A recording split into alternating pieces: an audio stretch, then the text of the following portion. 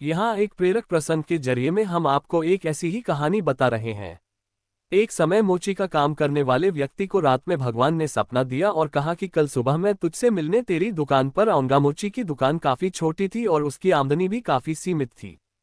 खाना खाने के बर्तन भी थोड़े से थे। इसके बावजूद वो अपनी जिंदगी से खुश रहता था। एक सच्चा, ईमानदार और परोपकार करने वाला इंसान था। इसलिए ईश्वर ने उसकी परीक्षा लेने का निर्णय लिया। मोची में सुबह उठते ही तैयारी शुरू कर दी। भगवान को चाय पिलाने के लिए दूध, चाय पत्ती और नाश्ते के लिए मिठाई ले आया। दुकान को साफ कर वह भगवान का इंतजार करने लगा। उस दिन सुबह से भारी बारिश हो रही थी। थोड़ी देर में उसने देखा कि एक सफाई करने वाली बारिश के पानी में भीगकर ठिठुर रही है। मोची को उसके ऊपर बड़ी दया आई और भगवान के लिए लाए गए दूध से उसको चाय बनाकर पिलाई। दिन बुझने लगा। दोपहर 12 बजे एक महिला बच्चे को लेकर आई और कहा कि मेरा बच्चा भूखा है, इसलिए पीने के लिए दूध चाहिए। मोची ने सारा दूध उस बच्चे को पीने के लिए दे दिया। इस तरह से शाम के 4 बज गए। मोची दिन भर बड़ी बेसब्री से भगवान का इंतजार करता रहा।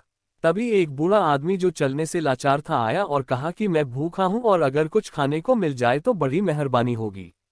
मोची ने उसकी बेबसी को समझते हुए मिठाई उसको दे दी।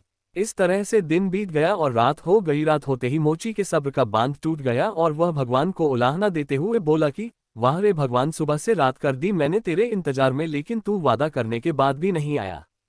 क्या मैं गरीब ही तुझे बेवकूफ बनाने के लिए मिला था? तभी आकाशवाणी हुई और भगवान ने कहा कि मैं आज तेरे पास एक बार नहीं 3 बार आया और तीनों बार तेरी सेवाओं से बहुत खुश हुआ। और तू मेरी परीक्षा में भी पास हुआ है, क्योंकि तेरे मन में परोपकार और त्याग का भाव सामान्य मानव की सीमाओं से परे है। इस कहानी से हमको ये शिक्षा मिलती है कि किसी भी मजबूर या ऐसा व्यक्ति जिसको आपकी मदद की जरूरत है उसकी मदद जरूर करना चाहिए, क्योंकि शास्त्रों में कहा गया है कि नर सेवा ही नारायण सेवा है। और मदद की उम्मीद रखने वाले, जरूरतमंद और लाचार लोग धरती पर भगवान की तरह होते हैं, जिनकी सेवा से सुकून के साथ एक अलग संतुष्टि का एहसास होता है।